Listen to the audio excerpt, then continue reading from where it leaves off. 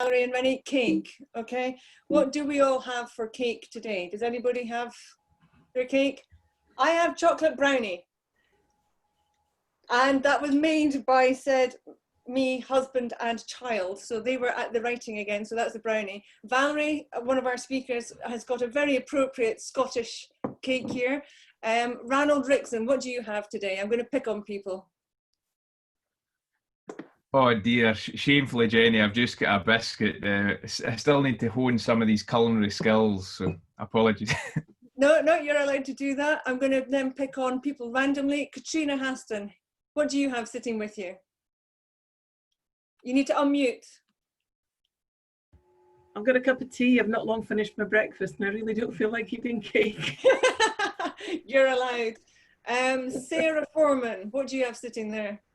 I've got an apple and walnut cake that unfortunately is not very photogenic, but it does taste okay. So I'm not going to show it in the, the image, but I'll continue. That's good. Brendan, what do you have sitting there? Just a cup of coffee?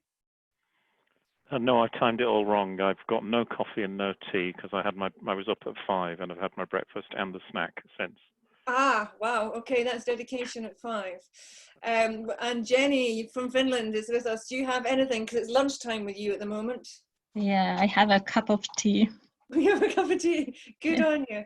Good on you. I don't think we've got our American counterparts in yet. And I don't think we've got Kevin, unless he's here, from Australia, who usually has his beer. So we'll crack on. They'll join us when they come in. Just a bit of housekeeping before we get started. If you've not got it on mute, you might want to put your phone on mute, because I was on a webinar recently where the presenter's phone actually went off, which was quite funny. And you might want to mute your emails pinging at some point as well. For those of you that haven't joined us before, it's about sharing ideas and being very positive about rural transport and life at the moment. As Rachel's already said, for those of you that have just joined us, introduce yourself in the chat box. It's there, it's very helpful, and I do find that I end up doing more chatting in the box than sometimes listening. For Zoom, obviously we've gone through the situation that we've put a bit more security on it, but please do mute during the presentation, but you can keep your video on. That's partly for my broadband, but also so it's easier for the presenters. In the chat box, if you're not used to it, you can private message certain people individually rather than doing a group everyone, so you can still do a bit of networking if you wish. As I've mentioned, we're going to be recording this and then uploading it onto the YouTube channel, because there's some people I know that would like to be here but can't. If you want to see everybody's faces and backgrounds and pieces of cake, you can change your gallery of view around by just going to the top of the pictures and clicking on some of those icons. You can either see everybody or just yourself. Interaction, you can use the thumbs up, and some of the people will be using their thumbs up just to make sure that I know that the tech's working throughout. And finally, if you didn't know, instead of using your mouse to unclick every single time for your mute button, you can press and hold the space bar, which can sometimes be easier than trying to fumble around to find your space button. Anyway, I'm not going to take too much longer. Rachel's going to moderate your chat box. I'm going to introduce you to Valerie and Renee. They both have the short straw of knowing me for the last wee while, and we have lots of discussions about rural transport, and they've kindly given up their time today to talk about Midlands Connect. It will be a fairly short presentation, so there's lots of time for chatting, but if you've got questions for them, can you please make sure you just put it Valerie question or Renee question, so it's easier for us to put that across. So I'm going to stop sharing, and I'm going to hand over to Valerie and Renee. Midlands Connect for me is really an important piece of work. It's live, it's real, it's happening, it's a case study, and as many people know, I'm passionate about people's needs and demands, whether you're in the community or a business. So I think you're going to find this really interesting and great to see some practical work. So I'll hand over to the lovely ladies so I can eat my cake. There we go, unmuted. Thank you, Jenny. No pressure here at all. So thank you for inviting us to talk this morning. It's a bit of a double act. So I'm going to talk about the work that we have done, and Renee's going to talk about the work that she is doing and will be doing. So just quickly, For those of you who don't know Midlands Connect, we're a subnational transport body. We cover the middle of England, and I've realised too late really that we have an international audience, so this map may not mean anything at all to people in the likes of Finland and Sydney, so apologies for that. But basically we're Middle England. Most people know where Birmingham is. We're centred around Birmingham, but we also have other cities like where we've got Leicester, Coventry and so on. And then all around our periphery is really rural. So we've got the Lincolnshire coast, we've got the Staffordshire moorlands, and to the west where I and Renee are, we've got Shropshire and Herefordshire, which are fairly rural. So moving quickly on.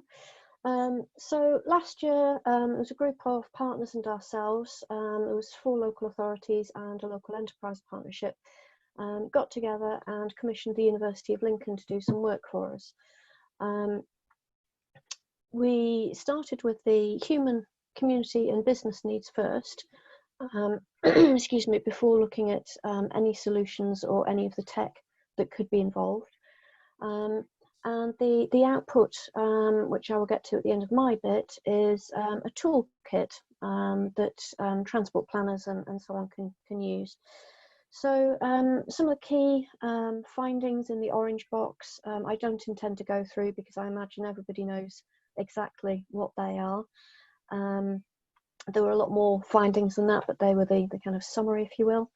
So the study also looked at use cases or personas. So there's a couple of those in the green box. So the urban worker is a person who would live in a rural area and their job is in an urban area. So they need to commute there. They may drop off a child or children at school or schools on the way there. Their work may be so far away from their rural home that they may need to stay in the urban area during the week. So the options for them could be around home working, if their job allows it and if the tech allows it, and a lot of us are testing that currently. We have another use case, which is a local service worker. So within that group, we have the likes of teachers, accountants, solicitors, maybe based in a small market town, living rurally. Their commute tends to be shorter.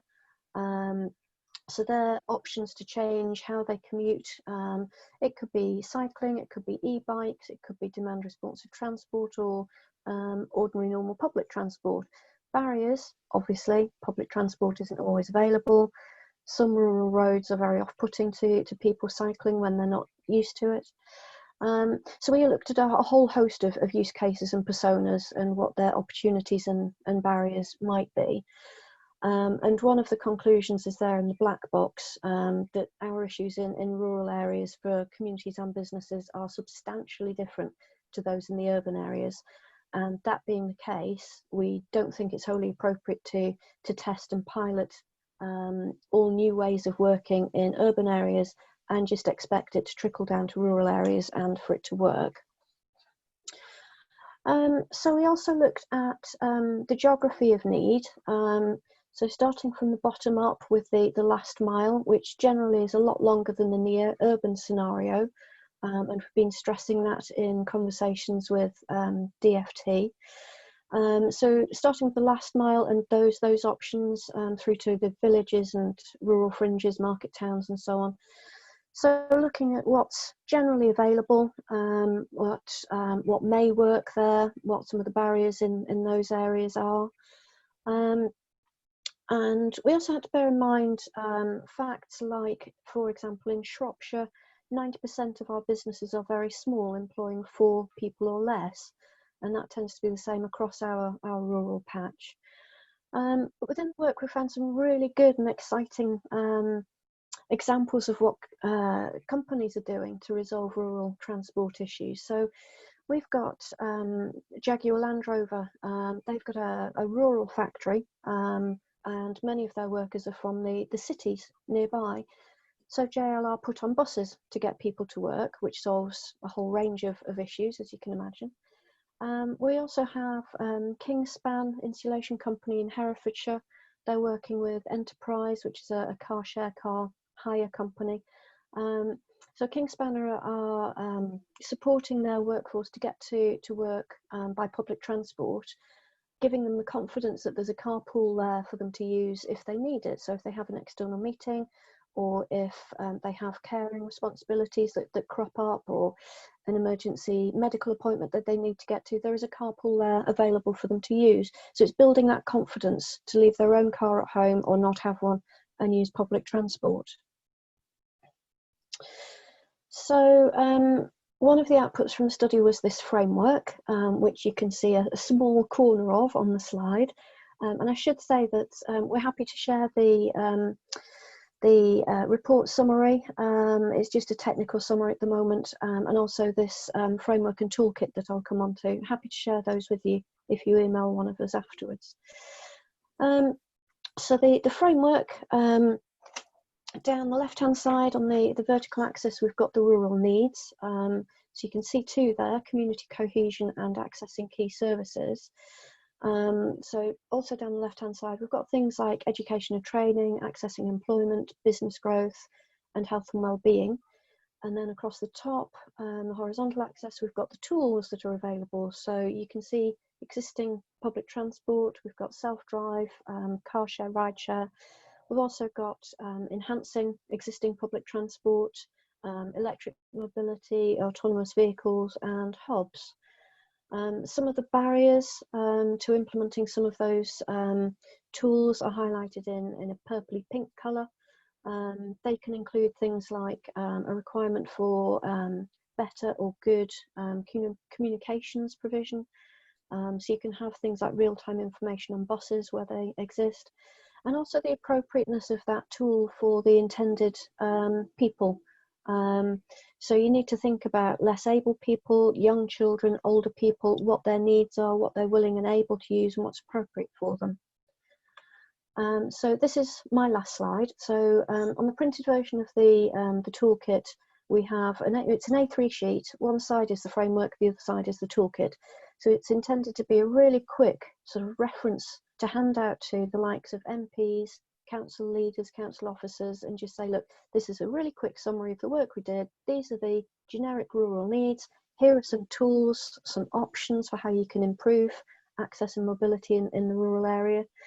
So what you can't see is the key, unfortunately. So I'll just point out a couple. So 6 is a drone delivering items. 14 are secure delivery lockers. 1 is a multi-use hub. So within that one building, you've got a business meeting going on and a yoga class, for example. 15 is the real-time information on bus services. 2 is a little autonomous delivery vehicle. So that's me done. I will hand over to Renee.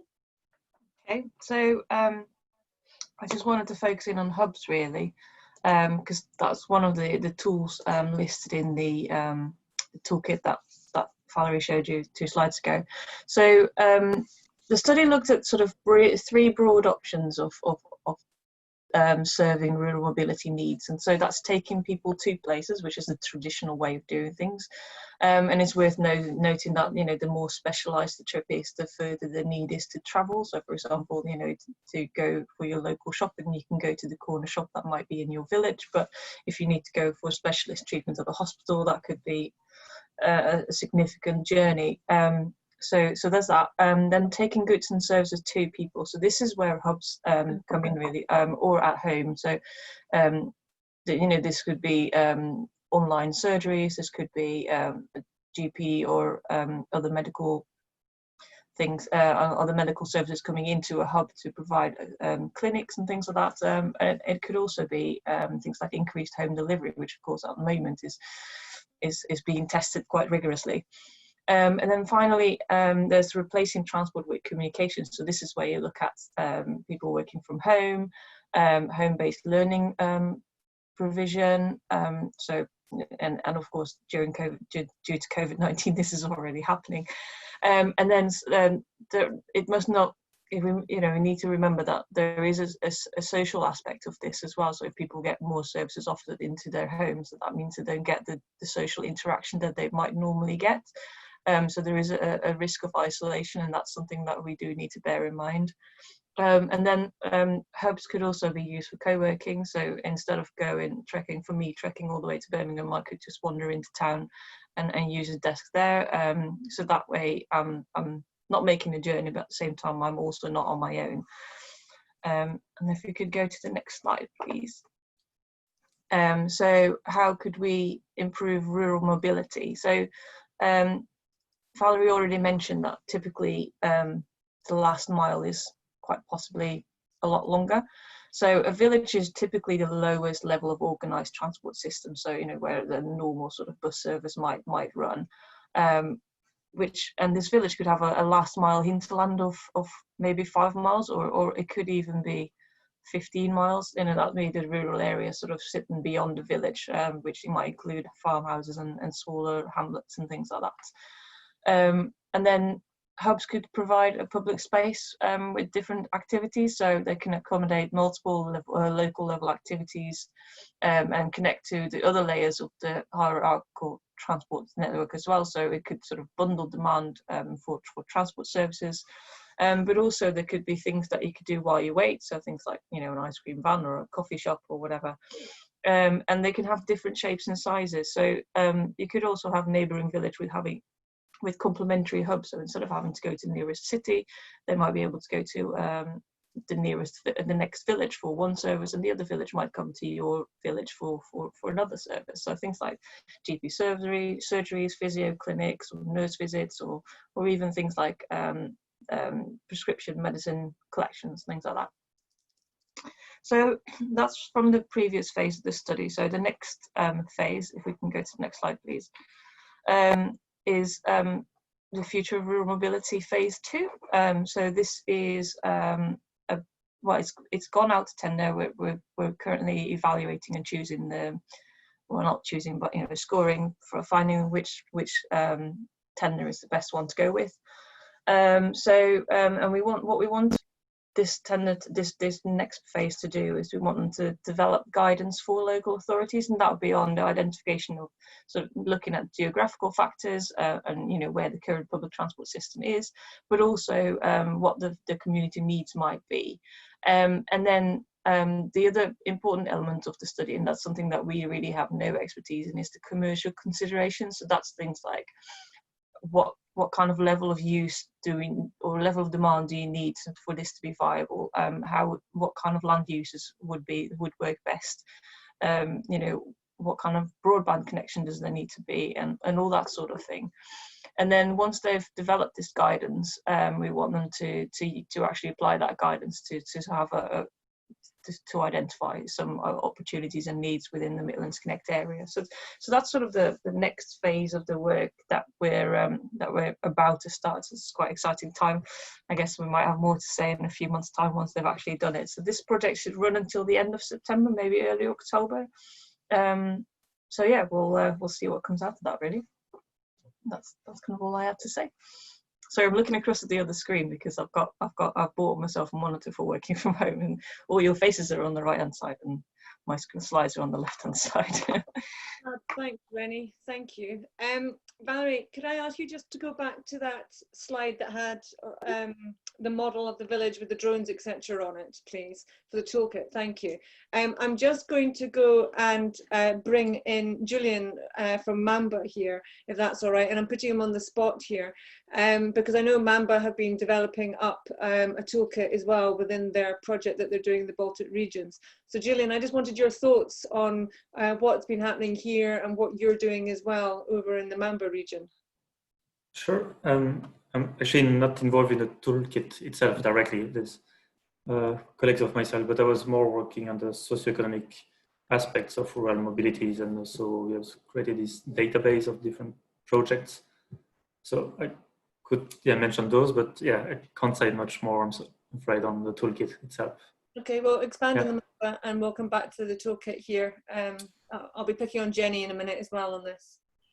Yeah, but for instance, what has been mentioned here on this point number 14 on the map, there's also similar initiatives in Trelleborg, which is a municipality in the southern part of Sweden. And it's actually kind of rural association, and they have their own facilities there, and they open now every Fridays for as a co-working space, so people don't have to commute to the closest city. You can just use this small working space and also get more connection with the local community. That's one thing that I can see that is similar in that case, for instance. Yeah. The hub aspect in the UK has, as Valerie and Renee have indicated, and we've got Como on the call as well, the hub aspect for rural transport is something that I would say has been in the spotlight, more particularly in the last sort of 6 months, unless anybody's going to disagree with me. I'm quite happy for that. As a mechanism for developing the rural transport. I'm assuming that hub element is also something that you're seeing an enthusiasm for. Sure, yeah, it makes a lot of sense, and it's quite a nice concept to move forward with. Yeah. Yeah. Kevin's joined us from the other side of the world, quite literally. I know, Kevin, you were saying that you're going to be working in the Midlands area as well. How does that tie in with what I know you've only just seen the end of their project, and you haven't got a beer in front of you, but how does that fit in, or does it not? I do have a beer. I'm sorry, Jenny. Okay. I think you'd be more disappointed if I didn't have a beer. So it is much later here in Sydney, Australia. So yeah, I did miss a fair bit of that. I did have to just put the kids down, so apologies. Probably not in a good place to comment too much, but around I guess the trying to increase as much sharing as possible, which is hugely important for on-demand. I guess we get judged by how many people we can fit into the shuttles and into the vehicles. The identification of those hubs, the peak hubs during different hours is huge. It's probably one of the most important parts of evolving a service. So, you know, we traditionally start in a blanket, you know, a berth manner. We don't have any knowledge of a site, and you could potentially launch with complete door-to-door in many cases to learn about where those hubs may be. In a lot of cases, you do have local knowledge, and you can identify some of those hubs. But I can guarantee you that where you expect the hubs to be, in a lot of cases, they might be different. So the evolution of those hubs is very key, I guess, to maximizing the sharing potential that you can get out of an on-demand / DRT service. And they obviously evolve during the day. So, you know, morning hubs are typically commute services. So you're linking into train stations, potentially bus rapid transit or business parks. And then very quickly from 10 o'clock to, you know, your 3 o'clocks, you've got a very different hub selection. And in some cases, you got very different densities at the, as I should say, very different, I guess, request appetite during those off-peak hours. So you should have a slightly different, well, what you should have, what you should cater for is that through the technology. So you should actually look at, instead of having certain, you know, a small number of hubs, for example, you might actually have a lot of hubs during the off-peak times, because that's, it's more variable, and you also have extra capacity in those vehicles. So it very much is, I guess, a learning piece. And when we do launch a service, we do say, look, the service after 1 year will be very different. So you have to be ready to kind of work with us and evolve the service. Well, you kindly linked it, so I can hand over to Rachel, who's been moderating the questions, because I've got a feeling hubs are going to come up in the questions. But Valerie and Renee, if you want to just jump in at any point in time, please do.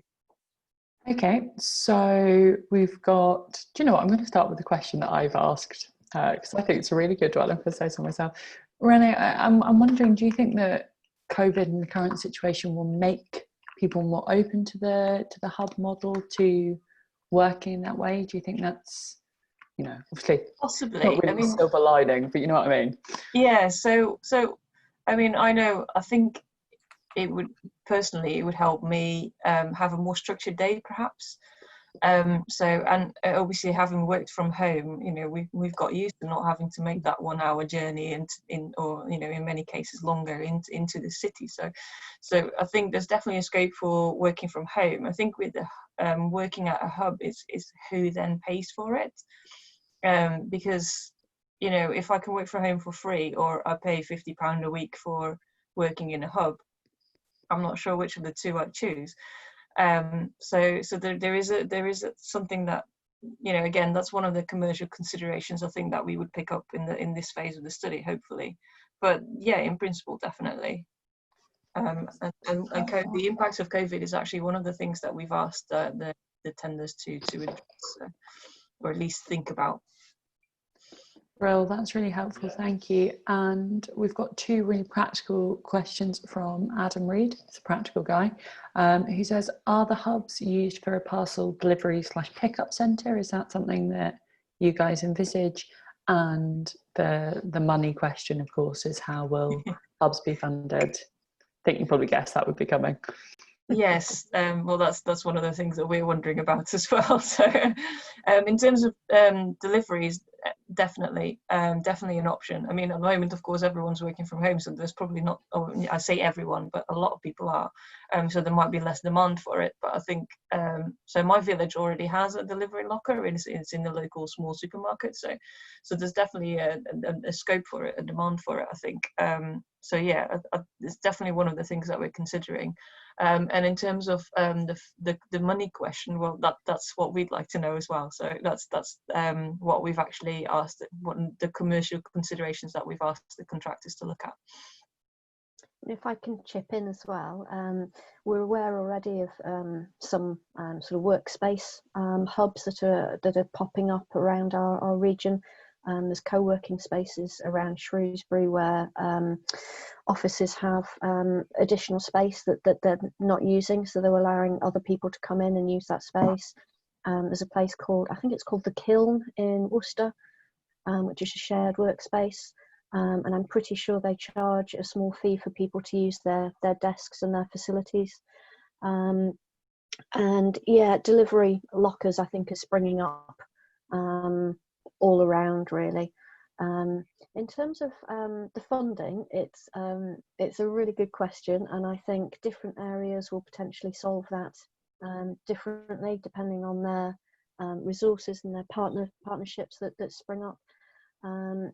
There's one potential partnership with health providers that we're aware of, whereby the local authority and the health providers are already talking about how they could provide a hub at a park and ride scheme, where for the health provider, it would be much better for them to provide things like a phlebotomy service at a hub, rather than people having to traipse into the hospital all the time just to get their blood tests taken. So, you know, if that's the case, then it could be joint funded, I would suggest. And then other partners that come in, you know, there might be a local coffee shop that wants to have a little outlet at the hub. That would be great, but they would have to presumably then pay some sort of lease or rent on the space. But it's another service that's provided to bring people to the hub and be comfortable working there or waiting to catch the park and ride, that kind of thing. I'm going to jump in if that's right, because I'm going to ask Jenny in Finland, who has been working on this for the last 5 years, looking at rural mobility as a service and rural transport and commercialisation and models. So Jenny, I can't see you at the moment on my bit. Oh, you can. Yeah, fab, great to see you. Would you like to just sort of impart some of the knowledge that you've got and some thoughts as well on what you're seeing and what you've done in Finland that may be similar or slightly different? What we've been doing is that we have been integrating different user groups, so statutory, social and health service transportation with service transportation, which is targeted for elderly and mobility impaired people, and then opening them with a mobile application to other users as well.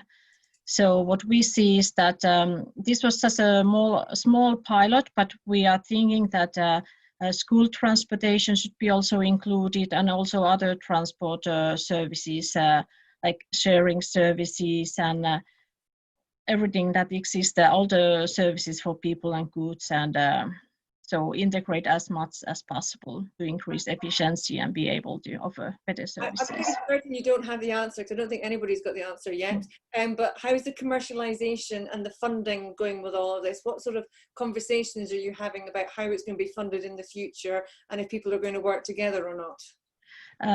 Many of those services that currently exist in rural areas are these statutory transport services, or this kind of service transport that are heavily subsidized by the public sector. So we rather see that instead of trying to make a profitable business, it's about cost savings for the public sector. And of course, when you create this kind of, if you are able to create new services that there's more like people going for hobbies or work with this kind of services, of course, then you are maybe able to create more services, better services with the same amount of money, or then you will have cost savings. So it's not so much about making business. But then those transport operators and digital service providers, of course, they are then able to get new business because there are more transport services. We excitingly have a lived experience of working in a hub model from Gordon. So Gordon, do you want to tell us a bit about how you find working in a hub?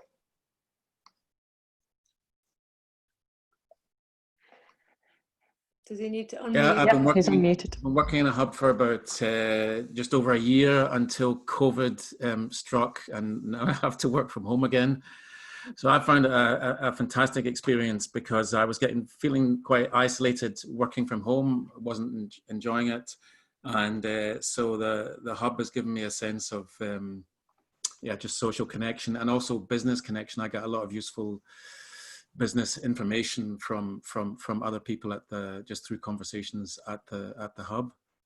How much does it cost you, and what's sort of involved in it? Just sort of explain it. What's we the have daily life of Gordon aside from an electric car or a bike? So I didn't get the last bit, but we pay £177 a month for an office for 2 people. And that's a very reduced rate because the project, the building of the building was subsidized heavily by LEADER, European Union Regional Development Fund, got 70% funding from there. So it's a very cheap rent, and that's important to us. We probably wouldn't have done it if the rent wasn't that cheap. What else was I going to say? Yeah, I know one thing I noticed is a lot of people cycle there. There's a cycle shelter built as part of the complex, and it actually gets overfilled. There's actually not enough space they underestimated how much cycle space was needing. Probably a majority of the people cycle to the hub. And I mean, generally it's been very successful. We provide car sharing and electric bike sharing services now as well, but I wouldn't say they actually get used that much by the people working in the hub. Well, so yes, some of them do use the car sharing. A couple of them do. Yeah. Gordon, Valerie's asking what services are provided at your hub, printer, etc. There's a shared printer, scanner, photocopier, one machine that does all that. There's internet, there's broadband, Wi-Fi access is all shared. So we each pay a part of those costs for those things, plus a per page price for the printer. Toilets, obviously. Whereabouts is the hub? Is it in Elgin or where is it? It's at the Park Eco Village in Findhorn. Okay. So it's actually just beside a village. You want to explain to people on the phone where that actually is, because they probably won't know. Well, it's in the northeast of Scotland. It's so it's a small village. The village is like 1,000 people. The nearest town is 5 miles away. It's got about 10,000 people. The nearest larger town of about 35,000 people to Elgin. That's another about another 12 miles away. So it's kind of. Yeah, Good, good. I know Dwight's joined us from upstate New York, so I appreciate that because it's like 5 in the morning. I'm not going to talk or ask him about commercialization of models, etc., because he's going to kindly speak in 2 weeks' time, which will focus a bit more on the funding and a different model. But Dwight, if you're there and you wish to impart any other information, please do, but don't give away what you're going to be talking about in 2 weeks' time. My lips are sealed. That was short and sweet. So yeah, Dwight's got a very interesting model on how to fund rural transport, which will fit slightly with what Valerie's talking about, but will be very useful insight. And obviously in America, they've got a different setup with how they pull the funds together. And I think Valerie, and Renee, one of the issues we've all got is that in the UK, transport works in silos. So how do we take that ethos that Jenny in Finland, etc., see, that it's about saving costs and working together? So my question, Valerie and Renee, really is, how do we make that change at the top of government to be able to make things like this more doable with NHS working together, school transport working together, etc.? We've had those conversations with DFT. We probably need to have them with Treasury and other departments, but we've at least started that conversation and just pointed out, you know, just how crazy it is to have school buses, for example, sitting idle for the majority of the day when they could be shared for hospital appointments for people who need that transport. It reduces the amount of buses that need maintaining. And it just makes absolute sense. But of course, separate budgets, people are very, they want to look after their own budgets. It's kind of that silo thinking, but it needs to be tackled at that top level. So we've started having those conversations and just hope it gets somewhere with, you know, more of us putting pressure on government to do that. Valerie, can I just jump in there and say we've got a couple of really good best practice examples in Scotland of community transport who are using their vehicles for a whole multitude of services that we'd be happy to share with you. There's a CT Dundee, for example, do school contracts, and the rest of the time the vehicle belongs to them to support whoever in the community they choose to. And that's been a really good way for them to keep their costs low because the vehicles have been provided by the local authority, but actually, as you say, to maximise vehicle efficiency. So I'll send some examples of that over and maybe you can bring DFT around. Brilliant, thank you. It's worth saying that Valerie and Renee and others on this call are involved in some DFT roundtables on rural at the moment. Isn't that the case, Valerie? And that these issues are being discussed, and it's fair to say that they're being made more aware of what's going on at the moment. Would that be fair to say? I hope so. I think it's, yeah. I only took part in the first two because I've since changed jobs, so Renee's now attending those roundtables. But by the sort of halfway through the second roundtable, I was getting people teasing me for muttering under my breath, "That's not rural," and such like. So I really was banging the drum for what is actually rural, and you know, the urban case studies are all fascinating, but you know, we don't know if they're relevant to rural areas. Probably not. It was a bit Hertfordshire based, wasn't it? It was a tad, yes. And for those who don't know, that's probably about 20 miles from London. So not that rural and not that hard to reach and get around, really. So yeah, those roundtables I hope will be really useful because they're actually being used by DFT as part of their evidence gathering for their forthcoming Future of Transport Rural Strategy.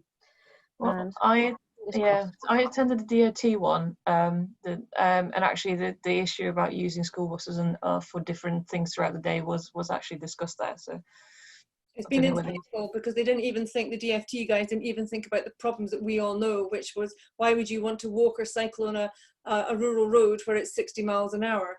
These things just hadn't got into their head because they don't themselves live in rural areas or have experiences. So I would say, even with an e-bike, yeah. There's 3 females on this webinar that have been banging the drum for rural and highlighting things. But I'll pass back to Rachel because there's a number of things coming up in the chat at the moment. Maybe Katrina, you'd like to have a word. Yeah, I was just going to say, Katrina, I think you've brought up some really interesting things in your comment, if you want to expand on that slightly. Okay, It gets a little bit complicated because as well as community transport minibuses, we've also got a small car club with 2 vehicles in Ayr in the north of the county and 1 down in Girvan. What I feel is that although virtually all of South Ayrshire is rural, we also have to serve the sort of Ayr, Troon and Prestwick nexus. You know, there's a lot around there, the sheltered housing units, the care homes, the day centres and that sort of thing. So we have to do that. So we have, and because a lot of our work, and certainly when we started up, most of our work came from the town, the more urban area. That's where we're based. We're based in a little office there. But what I love the idea of having a rural, being part of a rural hub, though, I think, because I do feel that being town-based, I'm not always on top of what we're doing further south.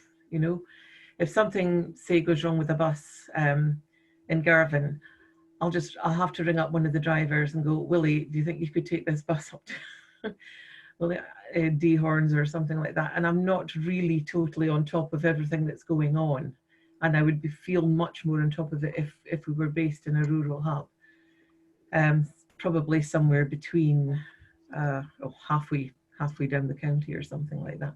And I feel we could promote ourselves much better, and we could be doing a better job altogether if we were based there and had more, just had our finger better on the pulse of what's happening. I think that's a really interesting perspective, actually. You know, not just about getting people around and getting people their services, but also the services having a better idea of what's going on in the rural area. And to use an example, the Midlands Connect is based in Birmingham, which is, you know, the biggest city in the region. And yeah, maybe we do need to have a better idea of what's going on out there. Yeah, I think that's a really interesting perspective, actually. And that's why we brought in our partners, isn't it? So I live in a big market town in Shropshire. Renee lives in quite a small market town in Shropshire. But our partners represent 4 very rural local authorities, and they are absolutely hands-on in terms of what their communities need, in terms of, you know, access to key services and so on. I know I said we'd keep this to 40 minutes and we've gone over that, but if everybody's quite happy chatting and things, I'll quite happily let this go on. But I'll pass back to Rachel. I'm conscious that I said bite size. If suddenly we see the number drop at the bottom of the screen, we'll know why. We had another good question from Adam, which is, how close does the hub need to be to the town centre to be effective? Which I think is a really interesting question, isn't it? Not how rural is too rural, but how urban is maybe too urban. I think the idea of hubs is they're scaled to suit the location and the community and what the community needs. So, excuse me, the whole idea about the toolkit is it's not prescriptive. And the next phase of work that Renee's project managing will come up with a set of guidance and guidelines. So again, not that prescriptive, but it's all about what the local authorities and their partners can look at in terms of what the needs are and what's appropriate for that area. So, you know, you could have the tiniest of hubs in a hamlet, which, you know, literally might be a bus stop if they're lucky enough to still have bus services, plus delivery lockers, through to a park and ride on the outskirts of a market town. So people get to the park and ride using whatever transport they already have. It could be public transport, it could be their bike or their Land Rover, whatever. Get to the hub, make use of whatever services are there, whether it's a GP, a chiropodist, business growth advisor.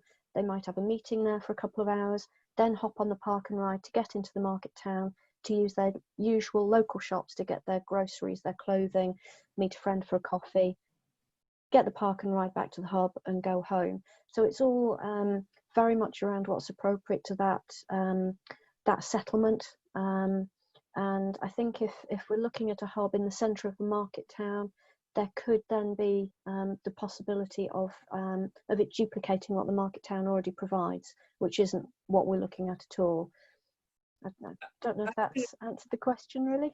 I was going to bring in Greg, who's staring out his window at the moment, because Greg can introduce what his role is, but bus is a very key part of rural in the UK, whether it's for school buses or getting to work. So I just would value your insights into this, and I think Valerie and Renee would do within your role within Bus Users UK.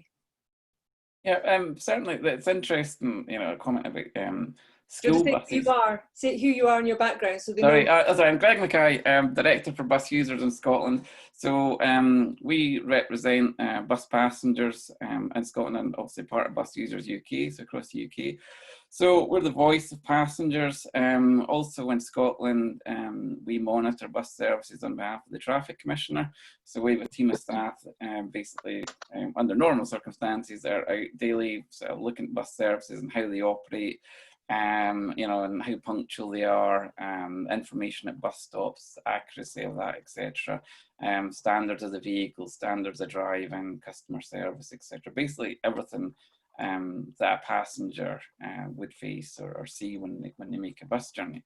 Going back to sort of the point there about school buses, the only thing I would say, certainly in Scotland, a lot of the school provision tends to be done by smaller, independent, almost like coach type companies. And the big problem, if you were to look at utilising that as a resource, is accessibility. Because a lot of these are slightly older coaches and they're not accessible. Even some of the bigger operators are guilty of using school coaches early in the morning because the vehicles have came off the school run. And they're going back to the depots, and it makes sense to utilise these vehicles to fulfil a service and then go back to the depot. And we've had instances in the rural setting whereby these vehicles are utilised and passengers can't get on them. For example, we had one gentleman that has an approved mobility scooter that is able to be used on service buses, but because the operator used a school coach for the early morning service, this gentleman was not able to get on that vehicle to make an early morning appointment. And this happened on several occasions. So my concern would be if you were to utilise school buses, there would have to be a change in the types of vehicles that are used, because largely they're not very accessible. Also, a lot of the coaches that are used for school are also modified inside. So instead of the vehicles having just 2 seats and 2 seats and an aisle down the middle, they tend to be 3 seats, small aisle, and 2 seats, because obviously children are smaller than adults, and it's also to increase the capacity of the vehicle.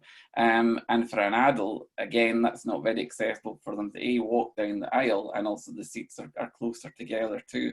So that would be a bit of a concern for school.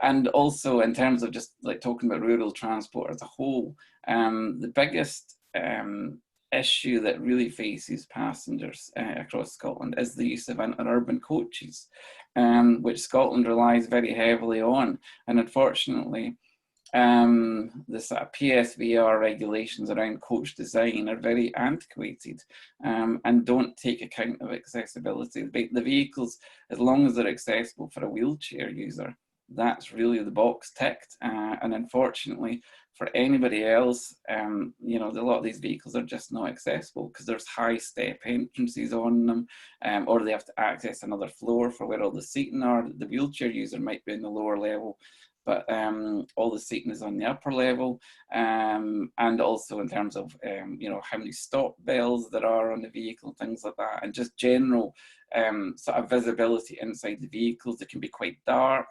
The lighting can't be very good in them. Scotland's dark for about 6 months of the year with our winter. You're really selling it here. You are. Yeah, well, there's a lot. There's chat. You know, I think there needs to be a bigger picture with regards to rural transport. There needs to be changes in the regulations of vehicle design. Otherwise, you know, we're going to have the same accessibility problems for the next 10, 15 years, because that's the average kind of lifespan, you know, of a modern vehicle. So we really need to kind of improve things now, while a lot of the big operators are looking at investment decisions, you know, to satisfy clean air zones. Valerie, I'm interrupting here, but I'm assuming Valerie's work actually, a lot of this came up in your phase 1, did it? The accessibility issue. Yeah, briefly. I don't know if it's actually covered in the report, I've got to admit, but our discussion certainly covered it. And those discussions included DFT with local authority partners. So it has been raised, yeah. Good. That's good to hear. I'm Rachel, I'm just looking at Julian's. I'm not trying to hijack your role as moderator. No, don't worry. Crack on. Hijack away. Julian, do you want to ask your question about the toolkit? Sure, can do that. I was just wondering what was the target audience, and if you have any good advice on how to reach them or how to make sure that the toolkit is used and known in different places in Scotland. Because that's also something we might encounter some difficulties in the Mamba project to produce results and then get it all the way to the right stakeholder.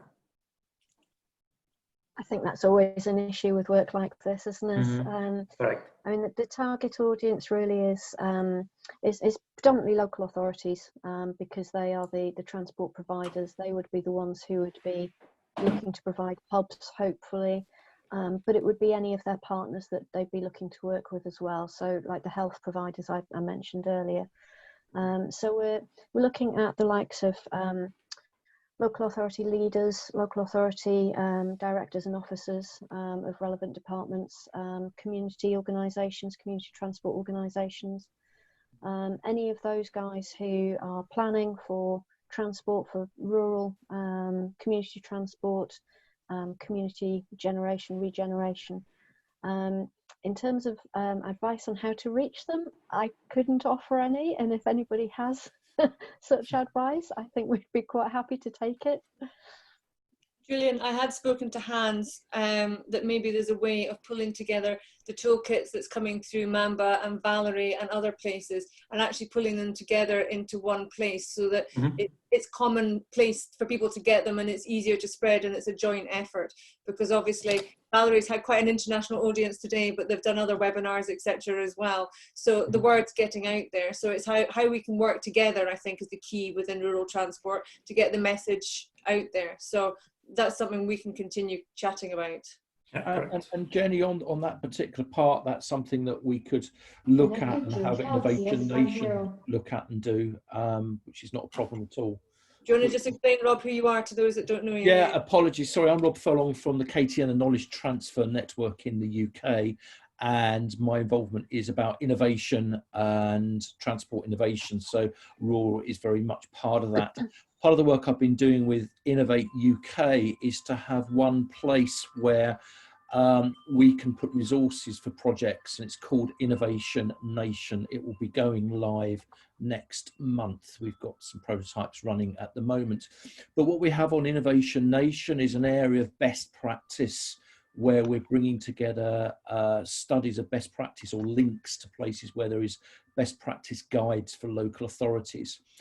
BSI, British Standards Institute, are using that for their local authority 12 best, they've got 12 areas where they've got best practice guides for local authorities, and it's going to reside on Innovation Nation. And also we work with the Transport Technology Forum in the UK, and they have best practices as well. So we're trying to collate them in one place. So more than happy to either have links to wherever, to Valerie and wherever, or actually they could be hosted on Innovation Nation. It makes no difference at all, but just thought I'd offer that as a free service to anybody that wants to use it. Great, fab.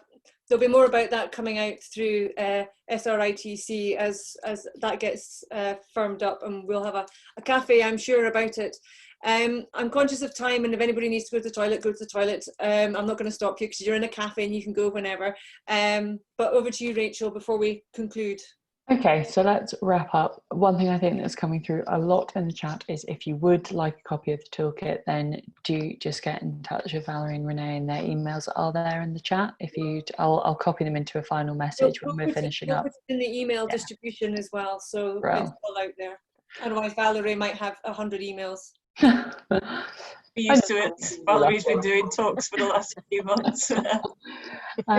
We had a really interesting question from Brendan, which was, is anyone aware of a practical tool for quantitatively estimating and optimizing mobility hub locations and sizes to match evidenced or predicted demand? Need a big gulp of breath at the end of that, but if anybody has any input, that would be brilliant. And we also have a really nice example from Ant, who says an e-cargo bike delivery company using DriverNet are now doing last mile deliveries for Boots and Specsavers who drop off their goods at a rural hub. So there's a really nice example of actually how it works in practice and how you match up hubs with really exciting tech like DriverNet. But if anybody has any thoughts for Brendan, your time is now. Shall I repeat the question because it was quite long and complicated? Is anyone aware of a practical tool for quantitatively estimating and optimizing mobility hub locations and sizes to match evidenced or predicted demand? Brendan's got his hand up, so I'll let him ask. Oh. So go for it. Yeah, I just wanted to add something to that. I'm not a transport planner, so I might be ignorant of something that exists. But I know that there are expensive, transport planning tools for deciding, how big a railway station should be or a bus station. And then there are mathematical models for sort of optimizing cell sizes, which relate to this question. But I'm not aware of something that is more accessible into which one could plug, for instance, population density, degree of dispersal, local transport use as it currently stands, and spit out some kind of more advanced guidance than just sticking a pin in the map for where to put the hubs and how many of them there should be and what facilities each should provide. So if anyone knows any more about that, I'd love to hear it. So this is something that we'd like to do. We were hoping to include in the guidance, or at least some of the elements. It might not be as detailed as you might need, but it's definitely something that we want to have. What we want to get out of the guidance that our contracts will be putting together. Anybody else?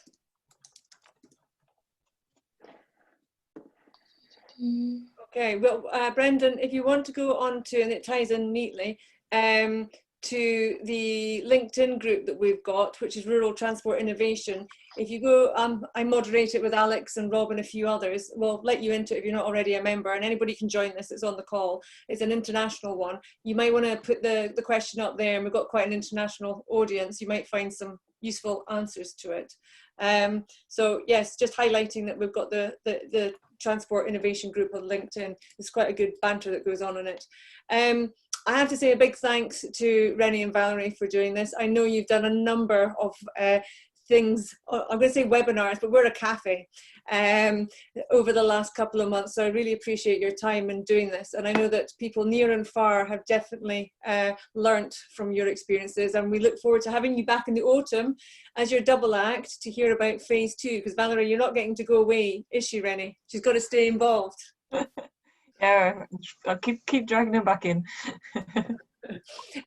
So we do have 2 left in our series. Okay, so Dwight's stayed very quiet at the from upstate New York, so he's probably still sitting in his pajamas, and he's probably not had breakfast yet, but he will be speaking to us in 2 weeks' time about their rural project, and you will get an insight into their commercial models and how it's been put together. And for those of you that have seen me talk, you'll see about their volunteer scheme and their packaging of services and how much it can and doesn't need to be as a cost for you. Dwight, do you want to say anything else, or have I covered it all?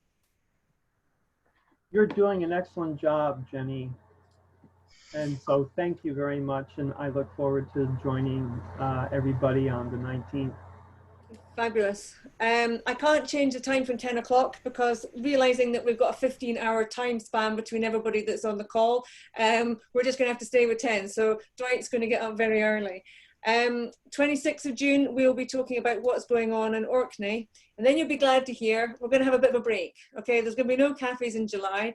Us folk in Scotland are meant to be on holiday, but judging by the weather and the snow forecast, I'm not sure that's going to be happening. Anyway, but over the summer, we're going to be looking at what we're going to be doing in the autumn series, and also what the convention is going to look like on the 7th of October. So if you've got any suggestions, feel free to put it through in the next couple of weeks as we start to piece together the rest of the year. I have to say a great thanks to the number of people that have volunteered, and the group keeps growing, which is fantastic, that are behind the scenes, and this couldn't be done without them. So don't take it for granted that it's just little Jenny peddling away in the background. There are a number of other people in the background supporting this. And if you want to be a musketeer, as I've put it, then please do just get in touch, or if you've got ideas, or as I said before, things you don't like, things you do like, then let us know. But we are keeping this to a total of 40 people signing up so that we can keep this chat element in there. For us, it's not about having 250 people involved. It's about being able to have a chat, have a coffee, and the cake, my plate's empty, so it must be nearly lunchtime. But if anybody's got any other thoughts, comments that they want to bring up, now's the time to do it. But I really do have to say thank you very much to Renee and Valerie for sharing their toolkit, and it will be in your inbox later today or maybe Monday, subject to how the YouTube goes in putting it up and getting the newsletter out. Anybody want to say anything else? Thanks for having us. Yeah, just going to say that. Thank you very much. Done silence, and enjoy the weekend, however you may be able to do so, and hopefully see you on the 19th of June.